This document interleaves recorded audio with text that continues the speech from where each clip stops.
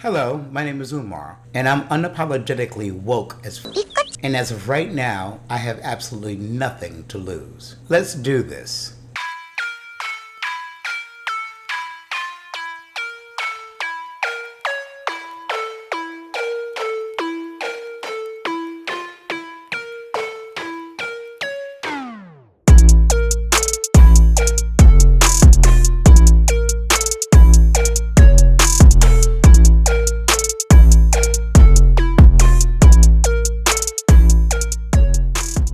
So one day, a white guy wrote a book. No, not this white guy, this white guy. We don't exactly have a great rendition. There was no photography in the 1400s, so they had to rely in the 13th century version of Fiverr. There are a couple of names and places that black people across the planet should know. One of them was Portugal. Portugal was the first white country to come up with chattel slavery. But wait, there's more.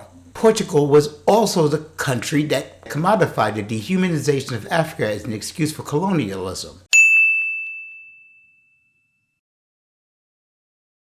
All because a white guy wrote a book. Or because they needed an excuse for their slavery and colonization, they commissioned a white guy to write a book. Which brings us to the name that every black person on earth should know. Gomes Eanes de Zurara.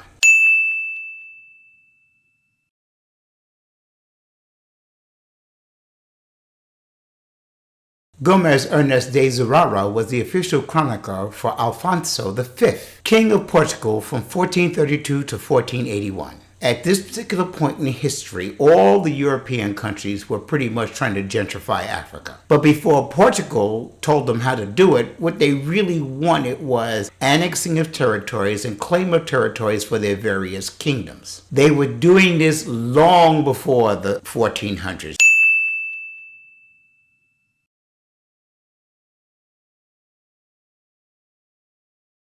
Also at this time in the 1400s, the Vatican is already established as the place you go for any Christian doctrine. Rome wasn't stupid. They saw the writing of the wall and saw that their control of the world was slipping. So they quickly established the Vatican in Vatican City so that boomer Romans figured, hey, these kids are into that Christian thing. Maybe we should stop feeding them to lions. Maybe we should control this shit. That's basically what happened. The most obvious and curious take when studying European history is that from the time of Greece to the 1400s and beyond, they are parasocially and psychotically obsessed with Africa and its peoples on the level of a Trump-obsessed incel. And to this day, they and descendants still are.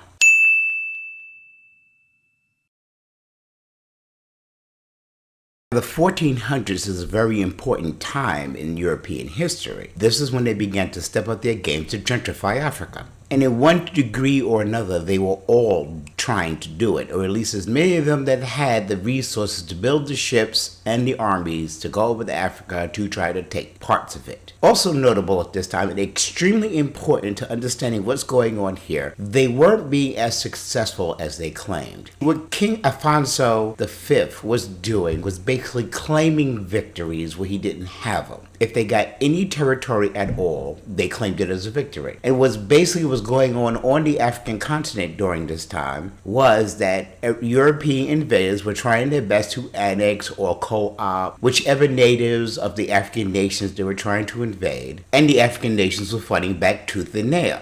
Afonso V was doing a George W. Bush thing, claiming a victory no matter what.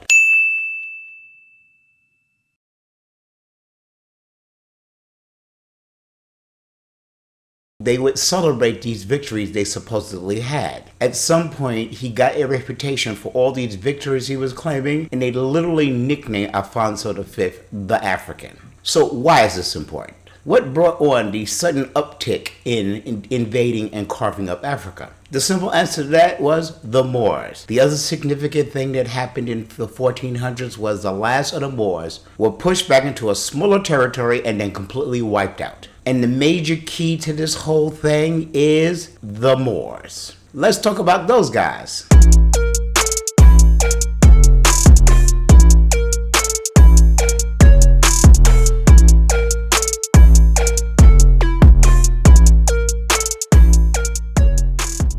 Like I said earlier, the push to try to claim territories was a big thing for generation after generation. You see, Europeans have always had this overblown sense of themselves. One of the things that shocked me in history was to find out that that whole idea of Greece being the cradle of, quote, civilization actually came from Greece. They were so self-congratulatory in any recordings they made of anything that happened. And they were excellent liars. What they began to do is act like they're the ones who developed medicine and building and got themselves out of their cave-like appearance. That whole caveman stereotype came from where Europe was when the Kemites first encountered them. And as generations passed, what they began to do was say, oh no, we did it ourselves, and pretend like Africans didn't have nothing to do with it. Now, if you go read any of the saved Greek stuff that's been translated at this time, you will find there's no negative stories or inferences about the Africans. Only their own self-congratulatory. We're the most civilized. We developed this democracy thing. Our philosophies are absolutely wonderful. Greece had the most influences on the other places of Europe at this time, so a lot of people began to want to emulate them. The same went with the Romans. The Romans disregarded the Greeks. Basically, the Romans thought the Greeks were a bunch of soy boy pansies. But the Romans started out as roving, warlike barbarians. This is how everyone seemed to describe them. And then they settled into the place that was going to become Rome, started building it up, and then eventually they supplanted Greece as Europe's biggest influence. And the Romans were all about controlling every spot they can get, going to war with everybody, and then declaring you are now part of Rome. And while people wanted to emulate what they considered their success, nobody wanted to be run by Rome. That's why there were so many wars. But something extremely significant came that put a hiccup in their self-congratulatory arrogance. And those were the Moors.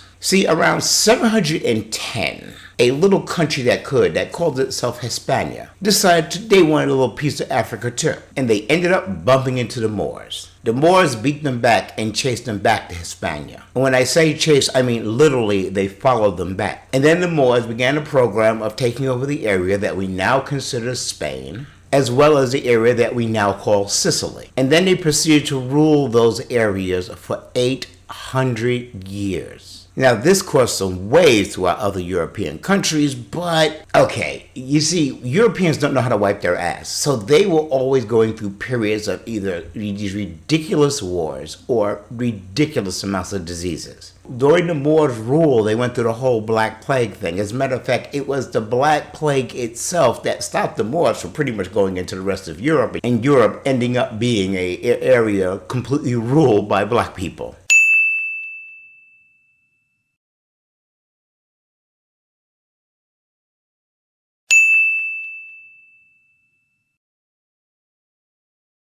But in the late 1300s, European countries came together under the banner of being pure Christians to kick out this Muslim scourge from our lands.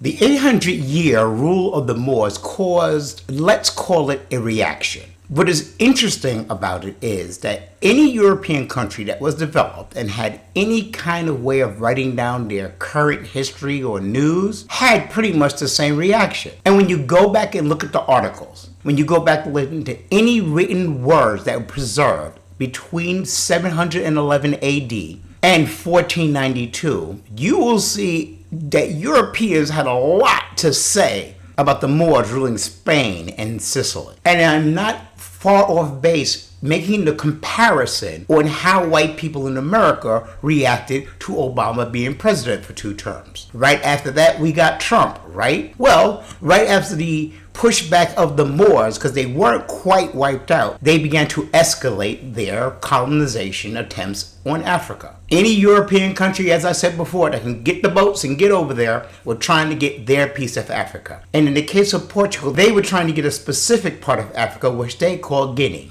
And while people had negative things to say, mostly about Muslims, it did not become about Africa yet. Now, even though at the beginning, most of the negativity that they were spouting in their writings, in whatever lectures they gave, whatever they spoke, whatever they taught, was more or less Christianity versus Muslim. And Europe, united as Christians, mostly under the Vatican, there came this phase of European nationalism. Here's the thing you have to understand. We're mostly talking about the rulers and the aristocracy. But the rulers and the aristocracy are the ones who disseminated rules, laws, and teaching. So it filtered down to the people.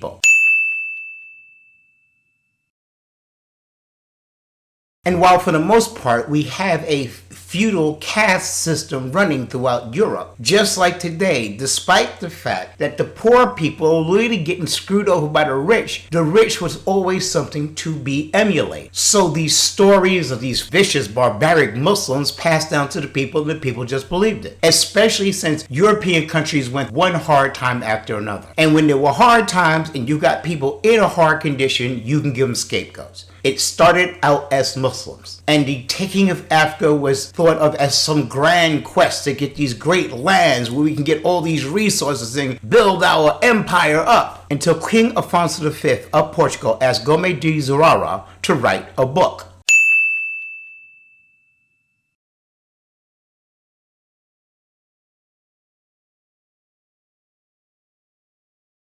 And that book and everything else going on was the Europeans' ego's reaction to the rule of the Moors in Spain and Sicily.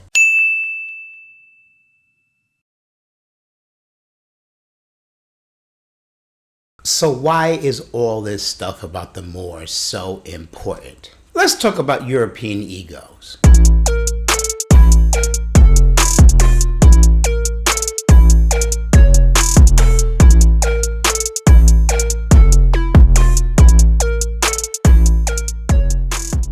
The one basic trait that you find throughout almost every European country is this amazing, ingrained sense of self-importance, especially among the men. Here's two things you have to remember about European and all their descendants. First thing you have to remember is they have egos. Their egos are the size of Olympus Mons. Secondly, they are the best liars on the planet. I believe it started with Greece. See, what you have to understand is that Greece was kind of an inspiration for other civilizations, be they kingdoms or nations that began to rise up and look at Greece and say, hey, we want to be like them. Then when Rome supplanted Greece, it was the same thing, only Rome was a bit more aggressive with the expansion and always trying to co-opt other people's lands. I think it comes from their earlier barbaric roots when they were just a group of dudes and women who went around just taking what the hell they wanted until they formed Rome. And while Rome thought of Greece as basically soy boy liberals, I'm not even kidding, the entire attitudes of Rome when it first formed as an empire was exactly the same attitude you see in incels and MAGA. They still had that ego, and they still considered Greece the cradle of civilization. Let's talk about that for a second. That is a lot of ego and a hell of a lie. And for the longest time, because my father told me straight up, nah, Greece was not the first civilization. Africans and Asians had nations thousands upon thousands of years before Greece was even a blip in this daddy's eye. And the fact of the matter is that the Kemites, Africans in the area we now call the Middle East and Egypt, who are originally from Ethiopia, were the ones who went over and taught these, what they thought were human beings. They basically taught them how to wash their ass and build a house, and eventually shipping and medicine and math. But what the Greeks did, you ever notice that when Greek history is spoken about, they always go at around 700s? Oh, about 700 and this BC was when Greece spread out and consolidated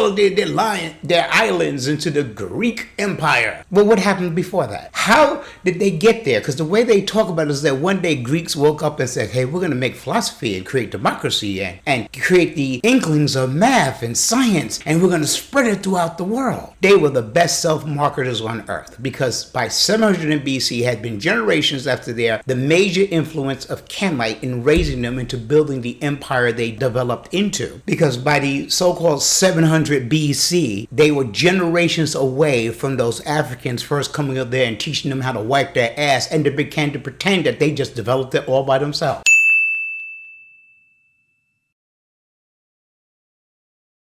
They did not say the Africans didn't do it. And here's a very interesting thing. Up until 1450, you will not find negative or derogatory or dehumanizing things said about the peoples of the continent that Europeans would eventually rename Africa. But what the Greeks did was pretend like, nah, we did it ourselves. And then everybody would tell that story. That's the thing that caught on.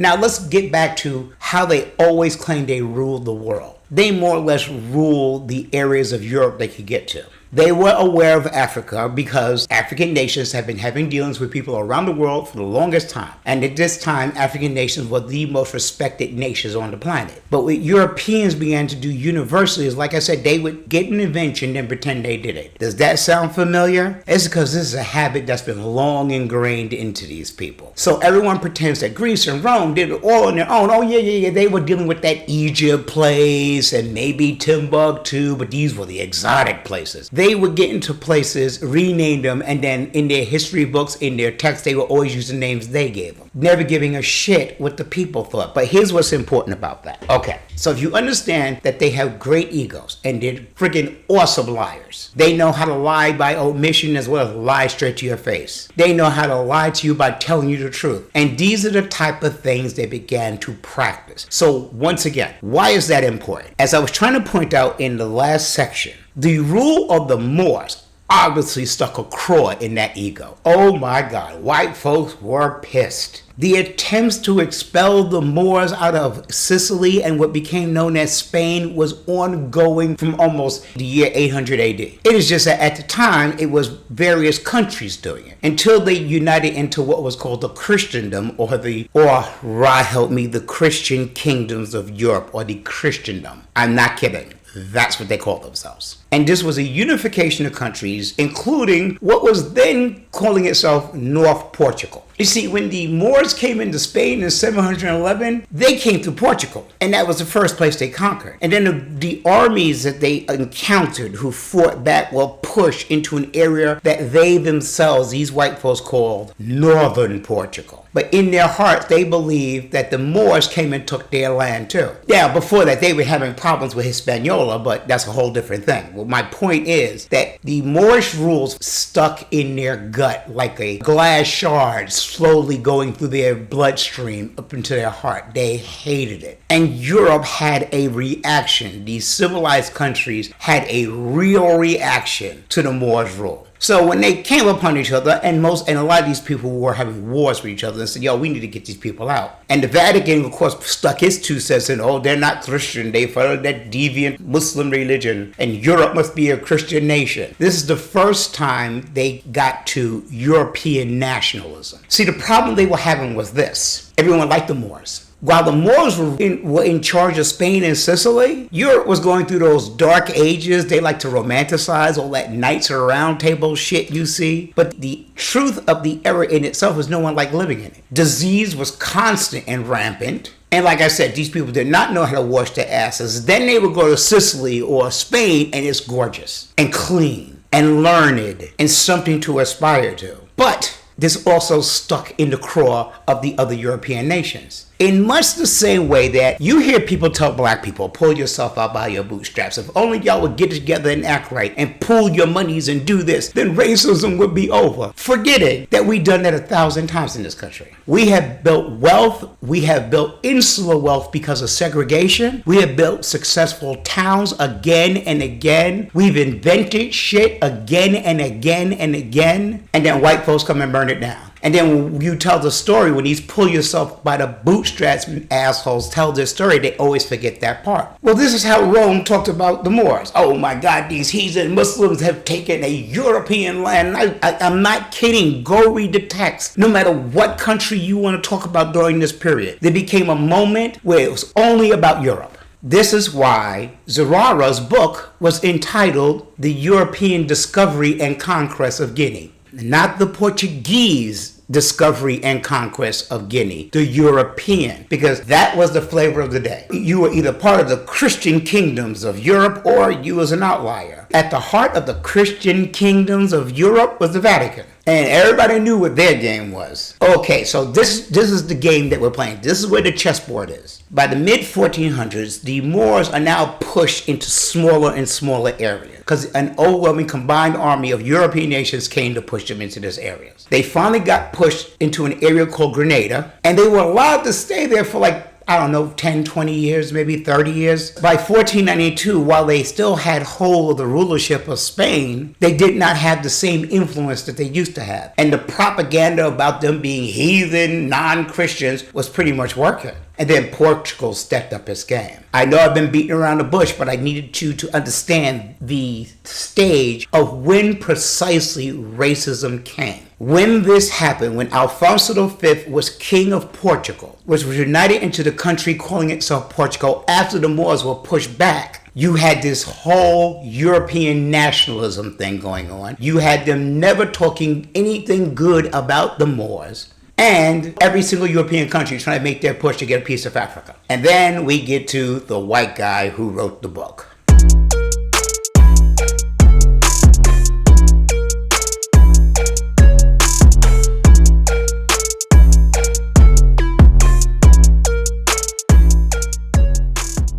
I was utterly shocked to learn that when Michelangelo painted the Sistine Chapel, he was literally commissioned to do that. And when I mean commissioned to do that, I don't mean someone said, yo, Michelangelo, we need a good mural up in the Vatican, you know what I'm saying? So we got this place, the Sistine Chapel, it's got nothing but bare walls. So could you put some art on it? No, it's not even that simple. They told him specifically, we want white angels. You know those pictures of those black popes we had? We're taking those down. We only want the white popes. We want your painting to only resemble the finest of Europe. Now, I say white because, basically that's what it translates into. But white people had not been invented yet. Where do you think they got that idea? This book. This book I keep talking about and haven't gotten to because I'm trying to make a point. This book. This book right here is the invention of racism and white supremacy. This is when it happened. Oh no, King Ferdinand had shit to do with it too. But this was the text that taught everybody this is how you do it. You see, the Europeans were going over to Africa, as I said before, and they were trying to get their territories, and they were trying to annex and conquer these people into saying, you are now part of our thing. So if you're Britain, you are now part of British rule. Or if you're Spain, you are now part of Spain. What they did not expect was the Africans to fight back. Now, gun technology had not come yet by the 1400s, but they did have gunpowder. So in their heads, they had the superior war machine, and the Africans kept kicking their ass. Often with armies of combined men and women, often with armies of nothing but women. And every time this happens, this is a blow to that European ego I was talking about in the last section. One thing you can count on with Europe, any country, is they are not going to let their egos be shut down for long. So Ferdinand started lying about his successes. He would get a territory in Guinea because his troops would hold it after the various African groups would kick their asses. And we're talking about the area where the movie The Woman King was speaking to, Benin, West Africa, this region that arbitrarily the Portuguese renamed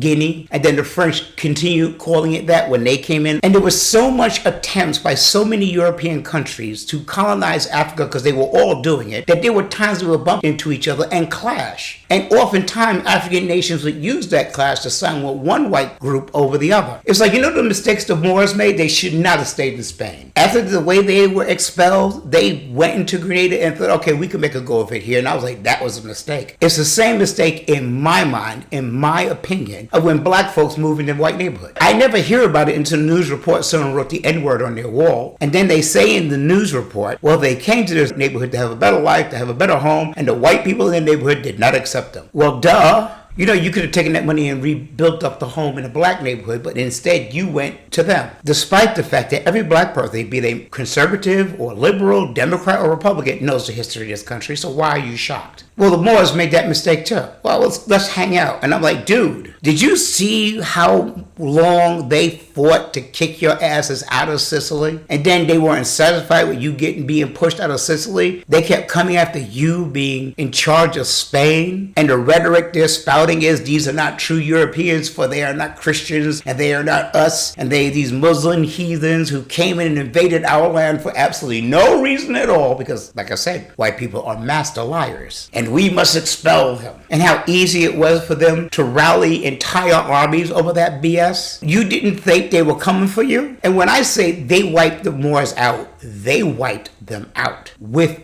prejudice. So I thought it was a mistake for the Moors to stay in one place. I think Moors should have ran back to Africa where there were more Africans. So Portugal is trying to get its piece of West Africa, the area they renamed Guinea. They wanted to conquer the people. They didn't mind killing them, but they wanted that group of people who would bow down to them. This seemed to be extremely important to them. Even when Columbus was slaughtering natives of the islands that his boats reached. You go read his diaries and he's like, why don't you just do what I say? Why don't they just bow down to the superiority of the Spanish?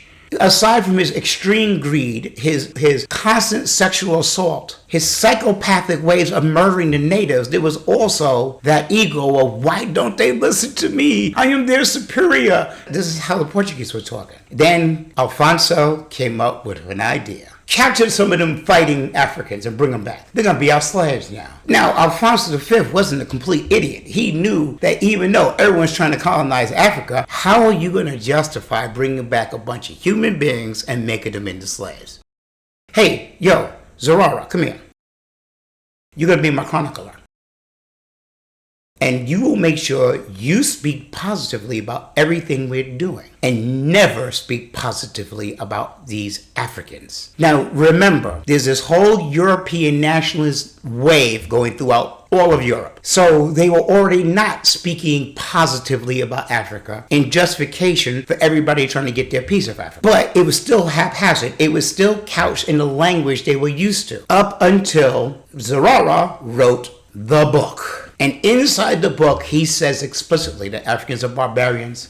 They're backwards. They don't follow Christianity. They have no civilization. They have no history. They're just complete animals. They're something other than human. Pretty much every racist trope you hear from white people started with this book. And then when the book was published, at this time, books like this only went around through academia and the aristocracy and would filter down through the people from the so-called intellectual. And it caught on like wildfire. You could literally say this book trended. This book went viral. And right after this book, then you started getting the dehumanizing writings towards Africans to justify chattel slavery. And in 1444, Portugal brought over 239 Africans to be slaves, kicking off chattel slavery. Everybody was doing it and then justifying it. And they learned to put these derogatory things in everything. That is why suddenly you got this sudden uptick of scientific sounding journals about the size of Africans' brains, how Africans can withstand pain better than the civilized Europeans. This book led the way to medical racism, to racism in education, general racism.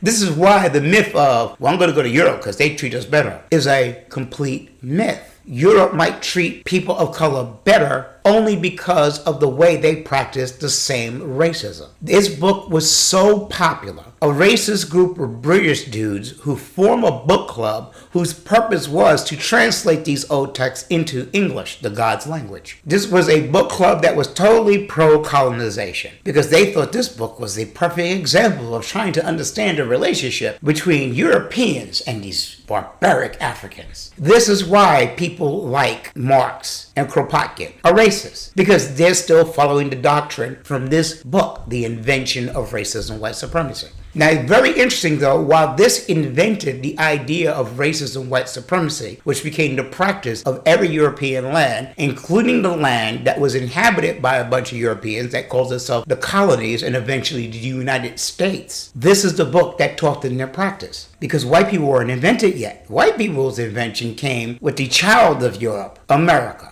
Oddly enough, long before it was America. When white people were invented, it just became a natural progression of the invention of racism and white supremacy. And how did white people get invented? As a result of a little thing called the Bacon Rebellion.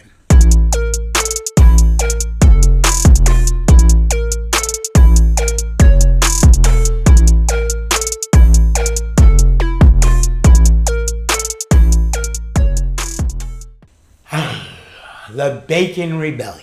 You know, I like to think of the Bacon Rebellion as the time white folk kind of sort of almost got it right. Okay, let's start with this dude Bacon. You could read up on him. There's enough crap about him, so I'm going to give you the Cliff Notes, the TLDR. Nathaniel Bacon was a landowner. His father sent him over and got him the plot of land in which he stayed, but he was also a loudmouth and a troublemaker. I think comparatively, he was a little bit more like Tucker Carlson of his time. He was just starting trouble everywhere. Now, at this time in Virginia, the English were in charge, but there were several things happening. Bad weather conditions, infighting amongst European nations. Things start to slow down. Virginia at this particular point in 1675 was having a hell of a dry spell. Bacon seemed to gather the ear of the indentured servant and the poor and the enslaved. He talked a lot of good crap. He acted like I'm one of you, even though he was a landowner. Now, some dispute of some kind happened in which one of the other landowners adjacent to Nathaniel Bacon made a deal with the local Native American tribe, and they reneged on it. The local tribe came to collect, some violence ensued, and I believe some workers got killed. This led Bacon to scapegoat the natives for all their troubles, also pointing out to the poor and the indentured servant and the enslaved, hey, you know the rich people who are really screwing you? They got a sweet deal with the natives, and that's helping them keep rich. So there was this period where Bacon was leading raids into the natives' land, chasing them off or outright murdering them. Because white people are going to white, if you're going to blame your troubles on the rich, attack another marginalized group. Funny how that never changes, is it? For his troubles, Nathaniel Bacon got arrested. The people who listened to him, which once again, you've got to be clear, the people listening to Nathaniel Bacon were the poor, the indentured servant, and the enslaved. And at this time, if Virginia's British aristocracy was facing hard times, can you imagine what the poor, the indentured servant, and the enslaved were going through? So when he got arrested, this kind of pissed people off. The dude in charge of the British aristocracy, the guy whose name you hear a lot, is this dude Berkeley. He kept bending over backwards to tell the poor, the indentured servants, and the enslaved, be peaceful. Don't listen to everything this guy says. We're going to pardon him, and they did. So when the actual rebellion kicked off, Nathaniel Bacon was kind of in the middle of it. But while it was going on, he dies. Now, there's a lot of different versions of his dies. People generally agree he died from one of those type of sicknesses we can cure easily today. But in this case, this sickness killed him. But that made him a folk hero. And while the governor Berkeley was able to squash a lot of the rebellion, hanging some of the leaders, it didn't squash it all the way. Well, a year after it started, it got squashed.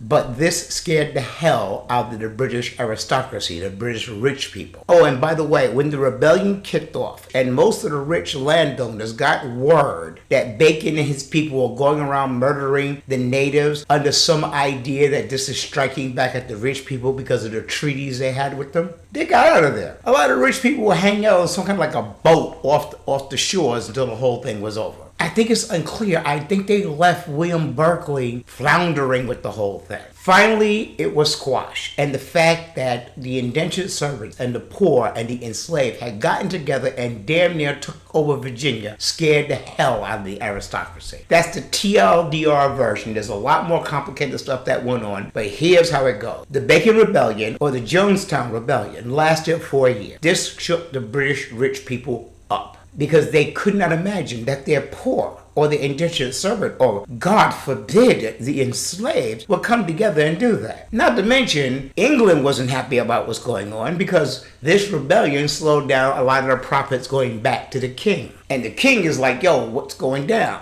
But Berkeley's like, no, we got to handle, we're going to come up with a different plan and we're going to make sure this never happens again. And how did they do that? They invented white people and at the same time invented privilege. Now, what does that mean? They invented white people and at the same time they invented privilege. The British aristocracy decided that the best way to squash any future rebellions was to give people privilege. Now, I went on and on about King Afonso V telling Zurara to write a tome that glorified Portuguese in their righteous move to colonize areas of Africa. And he was told explicitly, do not say anything positive about the Africans. So this book that I keep pointing out is the first time that Africans were described in inhumane, derogatory ways. This is the dehumanizing of Africa. And this went on from the time that book was written up until the Bacon's Rebellion. So when these British aristocracies were trying to decide, well, how do we form privilege? It was easy. I know. We'll say white people have privilege, black people don't. Now, they didn't say that outright. They did things like, okay, we're writing new laws. Here goes a very interesting thing about laws in this country. We still have laws on the books from when this country was a colony before it formed into the United States. And some of the laws that came after the Bacon's Rebellion was like, no Negro can sue a white man. Before the rebellion, even the enslaved had a path to freedom. Not a lot, but it could happen. There were free black people, and believe it or not, within the Virginia colonies as run by the British aristocracy, black people could hold offices. And in fact, a couple did. Black people could have indentured servants. The British were obviously not comfortable with black people having slaves. I believe that there are other states where things like this was true, where they do have one or two black people who did literally own slaves. But I do know that the Bacon's Rebellion resulted in the codification of white people, black people. And with the passage of all these new laws, white people were invented.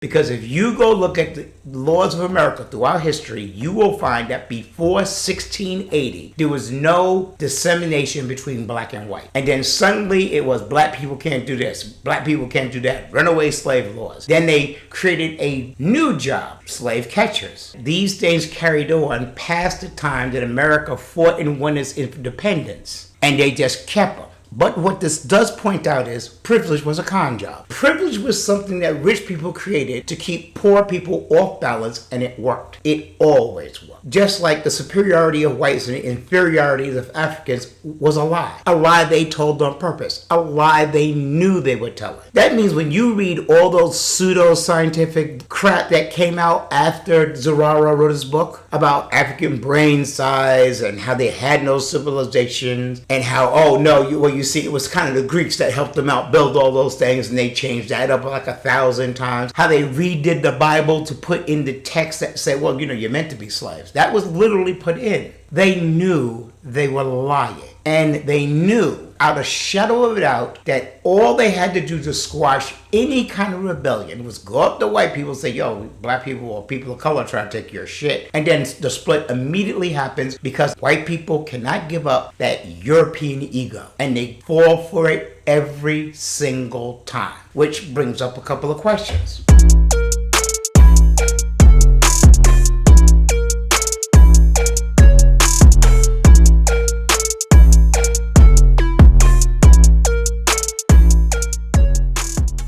As of this recording, June 2023, Donald Trump, Ron DeSantis, and pretty much the entire Republican Party is running on the Zurara Bacon's Rebellion ticket. Because I pay attention, I can see the actual recorded numbers. I can see that there are 73 million white people in this country who are willing to follow the Zurara Bacon Rebellion ticket. It represents a significant number of white people, but does not represent the significant number of people in this country. But it does represent a significant number of people who were literally defined as white in 1677, following a lie told in 1453.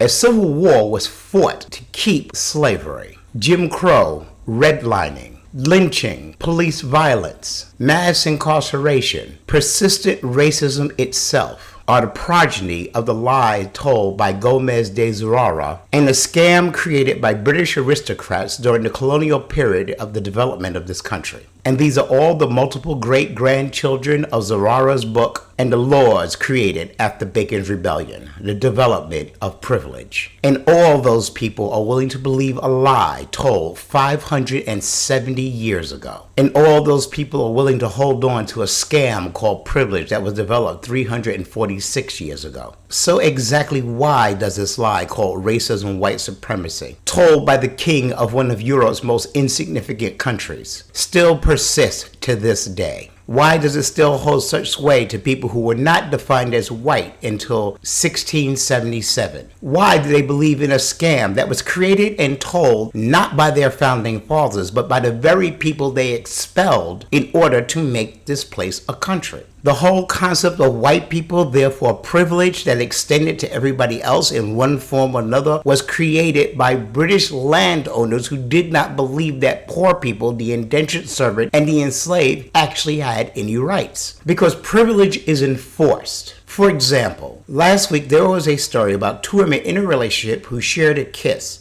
And you know it was a white woman and her child was there, so she called the police and they were arrested. That is the privilege of being cis, and it was enforced by the fact that they arrested two women just for kissing. That is how you reinforce privilege. Mass incarceration, redlining, lynching, these various white supremacist groups, including the Ku Klux Klan, are enforcement of privilege. Police violence is enforcement of privilege. And privilege doesn't mean jack except to the very rich. And yet, so many of us, white and black and Asian, are willing to buy into privilege. Men buy into male privilege. White people buy into white privilege. And these systems of privileges are great for keeping people without power fighting each other constantly, but they are not great to the development of a society. They're not great to the growth of culture. It is 2023, and racism and white supremacy still persists. The right wing that currently run Florida are trying to turn the state into a racist white supremacist haven, a safe space for awful people. As is Texas, as is Missouri, as is the Carolinas, as is Mississippi, as is Kansas, as is Ohio. These are people who were, as I said before, literally defined as white in 1677 and holding on to a lie that is more than 500 years old. The United States could reach unimaginable heights if white people gave up this nonsense. The world would be on its way to populating other planets in a universe waiting for us if white people could give up this nonsense. I think it's high time that white people gave up on Zurara's lies. I think it's time to give up the laws by rich British landowners during the time of the colonies. Haven't y'all done enough damage? 400 years of slavery, the near genocide of the natives of this land? Haven't y'all done enough? Isn't it time for a change?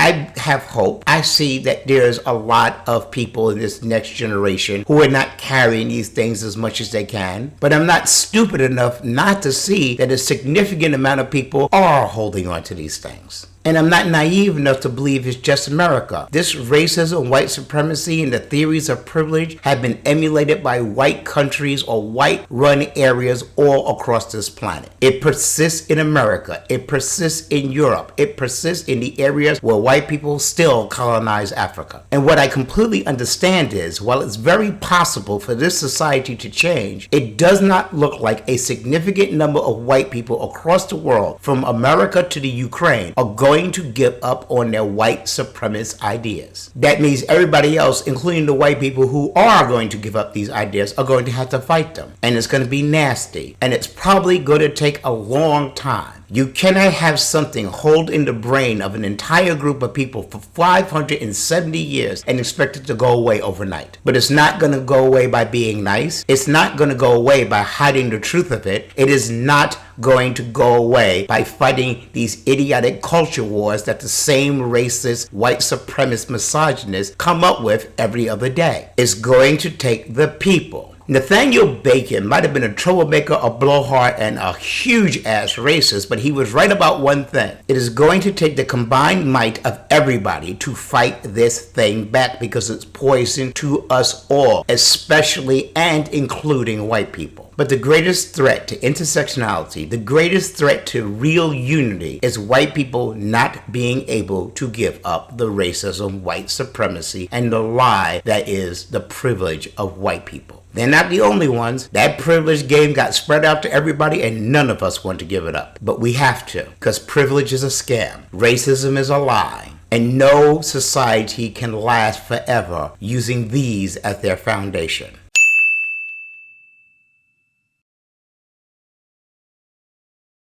Don't get me started on misogyny. We'll be here all day.